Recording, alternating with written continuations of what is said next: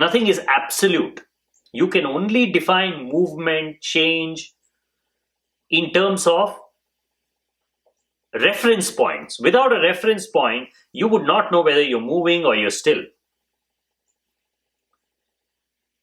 Now, what this has done is it has helped us to remove the unnecessary influence of a mystical being governing the rules of our three-dimensional world. What this does is it helps us to explain things as a happening, not a doing. Now, this is very important for science. This is very important for progress, because only if it is a happening and if it can be broken down into basic laws of physics, you can manipulate it, you can do something with it. Otherwise, you would never know, you would never have the confidence to devise a technology. We can confidently rely on technology because we know once we understand the basic rules and create that technology using those rules, it won't arbitrarily mutate into something else. If you create a computer, whatever parameters you have given, it's going to stick within those boundaries. Suddenly, it's not going to start behaving as something else because God wants it to. So what we recognize as progress, as scientific advancement, is really keeping this mystical being out and explaining things for ourselves. What is lightning? What is thunder? What's the shape of the earth? Is it flat? Is it round? What is the sun? What are tidal waves? We've been able to explain things as a relationship between cause and effect. Now, there is a limit to this. Certain things we simply cannot explain using a cause and effect relationship because it is too close to us, too fundamental to life. For example, consciousness. Consciousness has been one of the hardest problems to solve because we simply don't know how to explain consciousness as a cause and effect relationship. Because consciousness is not an effect. Every effect we can explain. That is what we recognize as laws of physics. Laws of physics apply perfectly to the world of effects. But it does not apply to consciousness at all. When you start thinking about consciousness, it completely breaks our physical laws. There is no connection between consciousness and gravity. There is no connection between consciousness and laws of motion. There is no connection between consciousness and conversion of mass to energy. Because we don't even know what it is. And that is where we have been stuck. Now, we could have simply ignored it and said, okay, there is no way to figure out consciousness. Just keep it aside. What do we need? We have to explain everything. And we are able to do it using mathematics, using reasoning, and that is helping us to develop technologies. What more do we want? And then comes quantum mechanics, completely shattering this classical view of the world. Quantum mechanics comes and says, what we are observing at the smallest of scales does not correlate at all with what's happening on the large scale. In fact, we can't even pinpoint the position of a subatomic particle. We don't even know where an electron is around an atom or around a nucleus. It changes everything. A whole new mathematics develops, probabilistic mathematics, and we start defining things in terms of probabilities. For the first time, we had to accept that we cannot explain things just using the cause and effect relationship. because we cannot even pinpoint the cause. If we say matter is basically an aggregate of atoms and molecules, I am unable to even locate an electron around a nucleus. Forget about electron, any subatomic particle. We discover that when we are not observing, these particles don't even exist. It is only when we observe they take a definite position. This goes back to the philosophical question. If a tree falls in the forest and nobody hears it, did it really happen? Before quantum mechanics, this was purely a philosophical idea.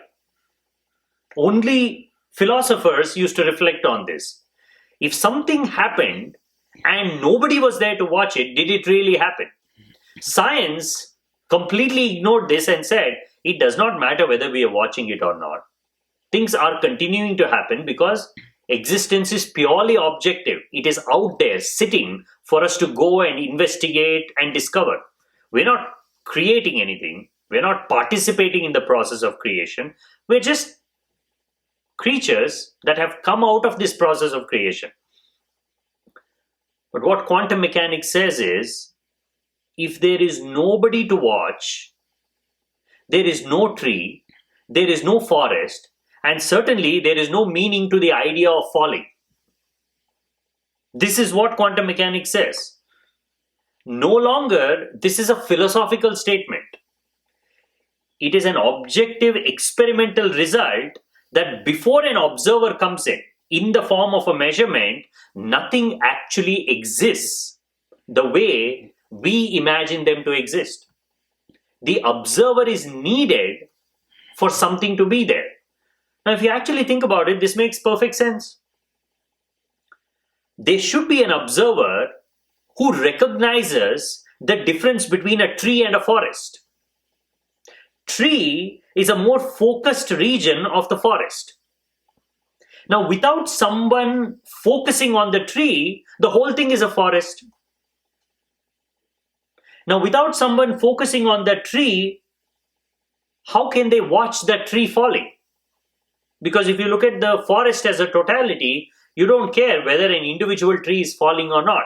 So if you look at this whole process, it is an observer that separates the tree from the forest.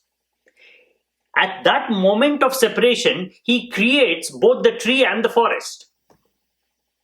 Because if the forest exists without the necessity to identify individual trees, what is the meaning of forest? It can exist in any form. It need not even have a definite form. That's exactly what quantum mechanics says. Before an observer comes in and collapses the wave function, everything exists in a state of superposition. Here comes the fatal blow to our delicately, beautifully arranged world of cause and effect using the laws of physics. Quantum mechanics says it is the observer or the measurement that collapses the wave function. And we don't know what this observer is. We don't know who this observer is. How is this observer effect functioning?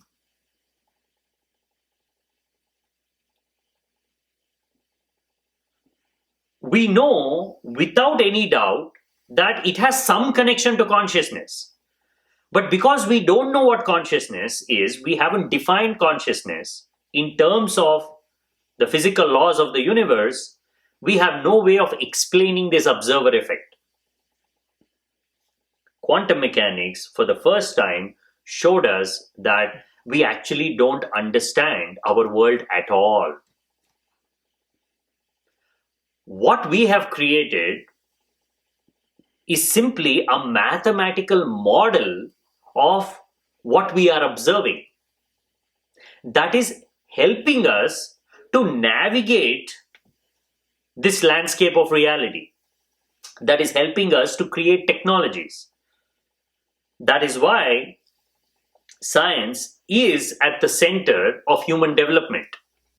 There is no denying the fact at all that science can better explain things, and it can explain things in such a way that it helps us to manipulate and make changes in our environment in such a way that it is beneficial to us as individuals and as a species overall. There is no denying this whatsoever. You don't want to go back to the medieval times. You don't want to go back to the time when there was no computers, when there were no vehicles, when there was no electricity, no plumbing, no water supply. You don't want to go to that time. It is nice romantically to imagine it, but to actually be there is a completely different scenario. You are only struggling to keep yourself alive. That is the past. There is no denying the fact that science can explain things better than any other domain, better than philosophy, better than religion. But the question is it explaining things the way things are, or the way we want to see them? Because ultimately there is no difference at all as far as laws of physics are concerned. Whether I'm describing something actual or I'm describing it in a way that is easier for me to understand, both are pretty much the same for me as long as the laws of physics are not broken. So up until now, this was all fine. But quantum mechanics turns everything upside down. Quantum mechanics is simply unable to understand gravity. Because we are not finding this thing called gravity at the subatomic level. And we're trying to find this particle called graviton. Because that's the only way we can integrate quantum mechanics with general relativity. But what we are missing is this is not a mathematical problem. This is a fundamental problem in our inability to see the ultimate nature of reality.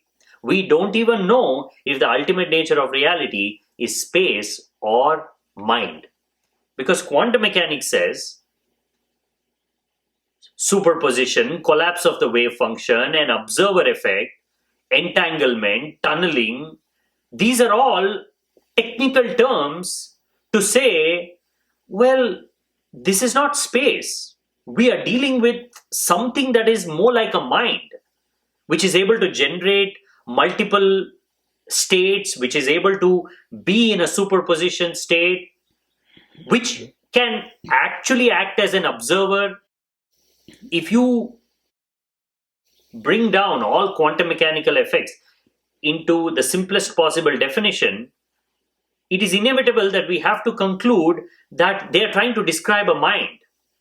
And classical physics, even Einstein's relativity, assumes space as the fundamental reality. Now, this is where the problem is. Now, you cannot just put mind and space together in a mathematical equation and say we have solved the problem. Because you have to explain which is in which. Is space being generated in the mind, or is the mind being generated in space? Now, this is the primary philosophical divide. If we say space is fundamental, mind is being created in the space, then we have to explain consciousness as something that is being generated in space, like in the brain. We have not been able to.